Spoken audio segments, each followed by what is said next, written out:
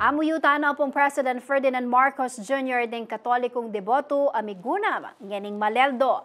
Agpangking anak ning dating diktador dapat makakalingwan ing ulagana ning kayapan at pamanyaw lakwas na kareng pakakalulong Pilipino.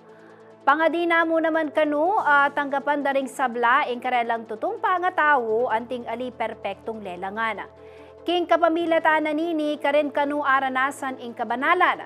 Tandanan mo naman kanu apantunan niya ing ginu kareng kaya katamong buri at ing burian niya king kaya katamong pamanintun.